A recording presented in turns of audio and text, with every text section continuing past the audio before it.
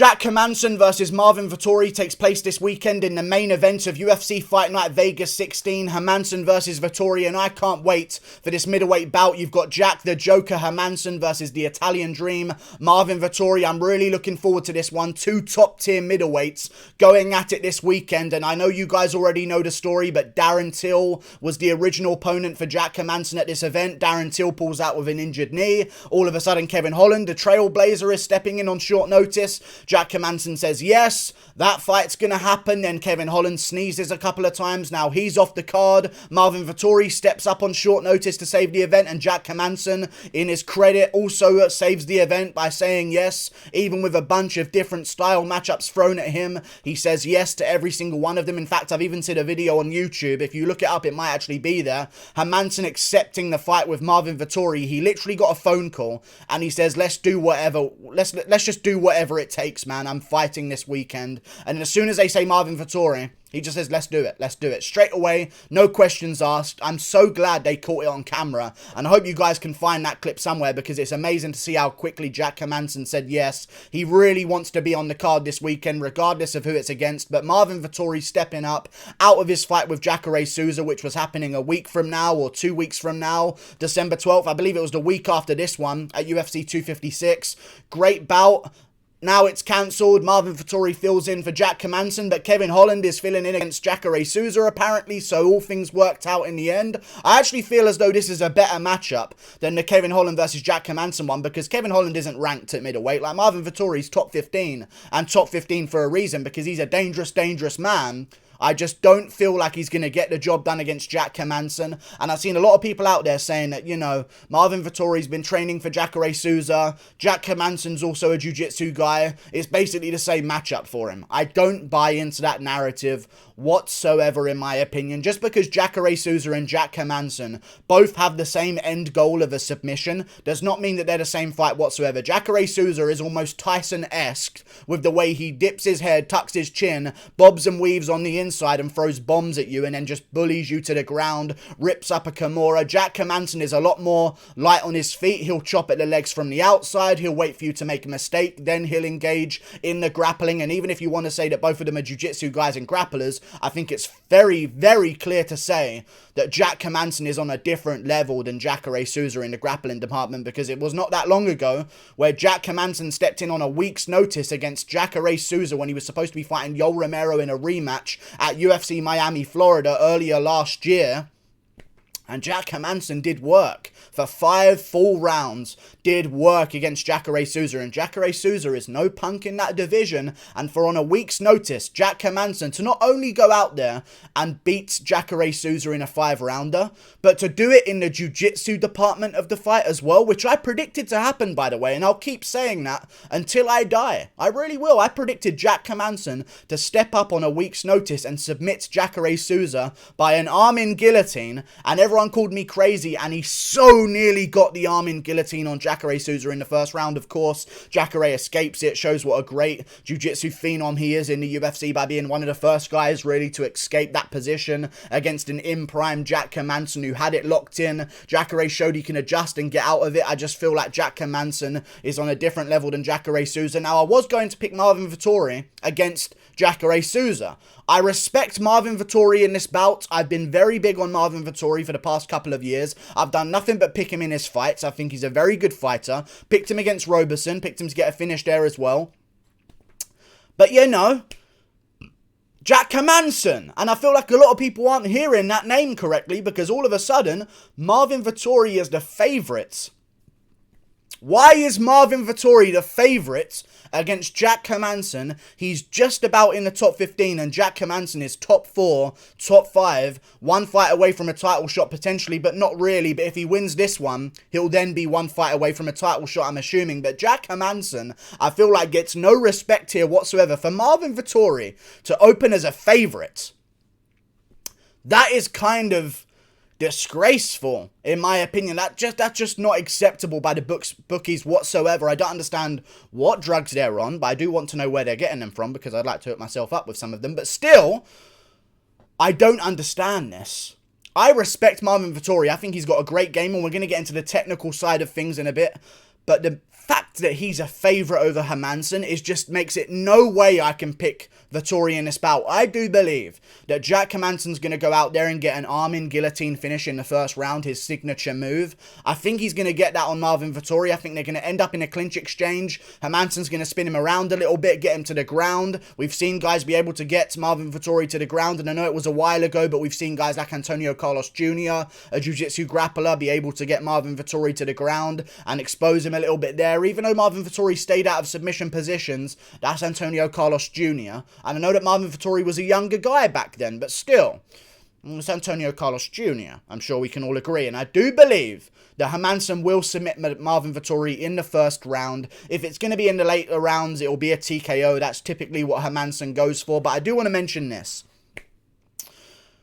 It's a really bad matchup for Vettori. So I don't know again why he's a favourite here. It really doesn't make sense at any level for me, other than maybe because fans like Marvin Vettori, because they like the narrative between him and Adesanya and how they have a little bit of beef, and it was a split decision loss to Adesanya, even though it was a unanimous decision loss to Adesanya, in my opinion. Like, I know Marvin Vettori won the third round of that fight, and listen, as much as people say it was a clear unanimous, the second round was kind of close. Like, there was a close round in there, and I do understand with these thick as shit judges how they could maybe find some retarded way of giving it to Vettori there, but I don't know. I'm giving them leeway for how dumb and stupid these judges are, but still, it was very clear to my eyes, and anyone educated in MMA's eyes, that Israel Adesanya won that fight 2-1.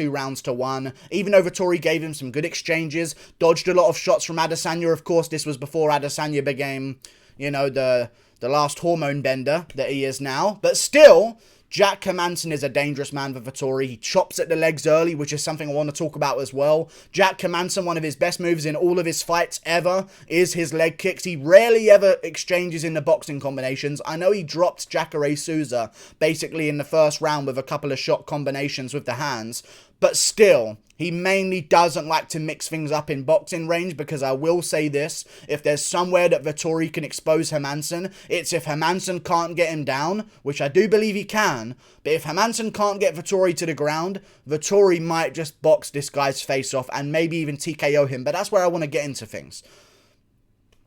Vettori hasn't really got big KO power. Like, he has KOs in his career, and he has good knee KOs, but against Omari Akhmedov, he was given so many opportunities to KO him in the third round, but didn't quite have the power to do so. Against Andrew Sanchez, he landed a whole bunch of shots throughout the fight that looked like they had vicious intentions behind them, did not get the TKO finish, so I don't see him going out there and chinning Hermansson in the first round, because it's not something that I've seen from Vettori before. He seems to be a volume striker. Even against Carl Roberson, before he got the finish in the first round by rear naked choke, it was a volume of shots that he was landing on the ground that eventually opened up that rear naked choke for him, and I don't feel like he's the kind of guy that Cannonier is, where you can wait and stalk and land that one big shot on Hermansson that's going to change everything. I think Vettori's going to get caught against a guy who's trained for 5 rounds, who's in shape, who's in the prime of his career, who I believe is the best guy in the division in terms of chances to beat Israel Adesanya. Now, I'm not saying that he would beat Israel Adesanya, but I'm just saying Jack Hermansson, in my opinion,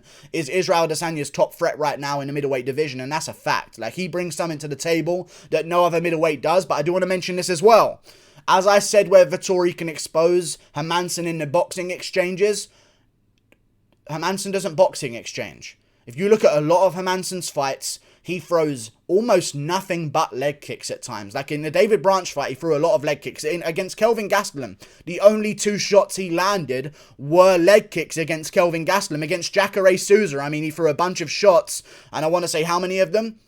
13% of them were leg kicks. Like, he throws a lot of them, mixes them into his combinations. I know he didn't want to get taken down against Jacare Souza, so maybe that's why he didn't throw so many leg kicks there, but still, he throws a lot of them in his fights. Even against Jared Cannonier, the majority of the shots that he threw were leg kicks. I mean, here, he lands 20 significant strikes against Jared Cannonier. 65% of them are hard, chopping leg kicks. He likes that very much so indeed, and Marvin Vettori is a very boxing-orientated striker, so, with that, he stands very heavy on his lead leg, and we've seen guys in Vettori fights before with Andrew Sanchez, Cesar Ferreira, also Omari Akhmedov, that really started chewing up his legs in fights because he does posture on that lead leg very heavily.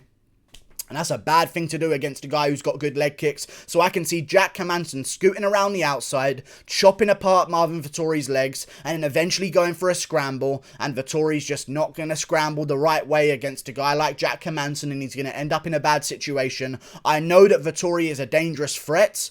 And if he was a 2-1 underdog, I could see how that's a juicy underdog for someone to pick, because I think that would disrespect him a little bit. Like, I think he's an underdog, but he's not a 2-1 underdog, so I understand that he's got a good chance here, but for him to be a favourite, there's no way I can pick him.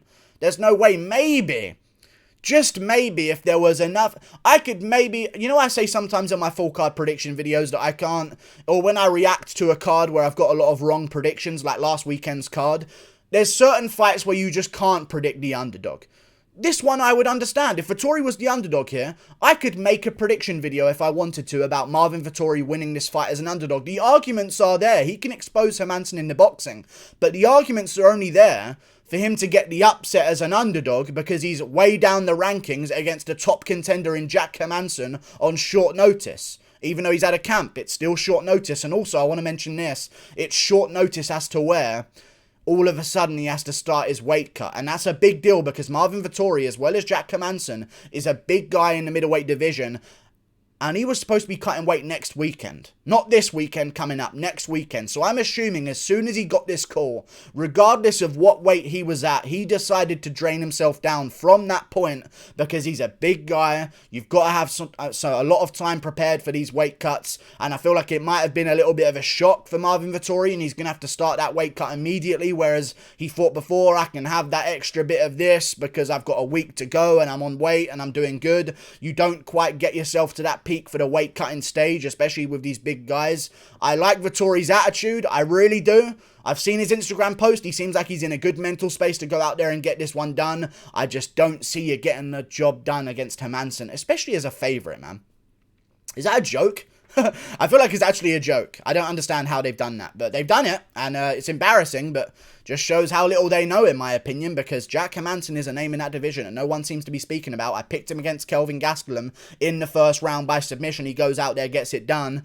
I think he's going to get the job done against Marvin Vettori. Now, I know a lot of people are going to say as well, wow, well, Kelvin Gastelum fought Jack Hermansson before, or this is not what people are going to say for this fight, I imagine, but it's also something that people say in fights generally. If someone from a guy's gym has already fought their current opponent, then the team has already built a game plan around them. The guy can give them tips in the gym. Like Kelvin Gastelum has fought Jack Hermansson. He can maybe give Vettori some tips and tricks about how to fight him. But other than telling Vettori where to tap, I don't know what Kelvin Gastelum could teach him about a fight with Jack Hermansson. It was over immediately as they entered the grappling exchanges. I like Vettori.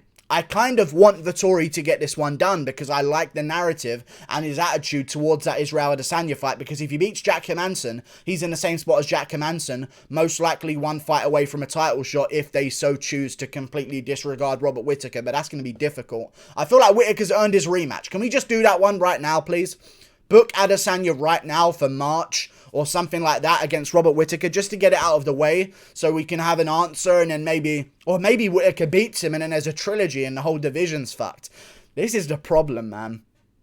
Sometimes this is the problem. But, you know, it's a good problem to have in that middleweight division. I'm so glad that we have a middleweight division right now where both Kevin Holland and Marvin Vettori, in a time where Michael fucking Chandler, you bitch, Michael Chandler refuses to cut weight for fights on a bunch of notice against top contenders when he isn't even in the UFC. He's not even in the UFC, and he's turning down top 3 opponents on short notice. You've got a division here at middleweight under the current circumstances. Not wealthy guys that are still hungry to earn their money. Kevin Holland, Marvin Vettori, looking to jump straight to the top on short notice. They don't care. They're taking the leap at middleweight. I just think this one is going to backfire against Marvin Vettori.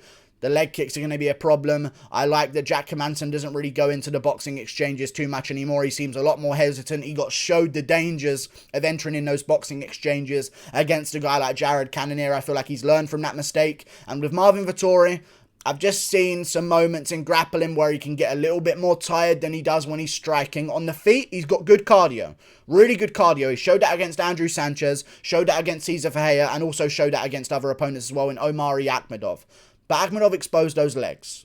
They got chopped up real bad against Akhmedov. And I feel like in the first round, after Jack Hermansson lands a couple of those leg kicks, he's then going to go in for an exchange. And it's just going to be at the point where Vettori just don't have that same drive with his legs to get himself out of situations. And Hermansson's going to latch up an arm in guillotine, in my opinion. But it's going to be a good fight, I'm sure. But it's not going to be. Because if Hermansson wins, recently it seems like he's just going to dominate you. So, if he doesn't dominate Vettori, we could be in trouble.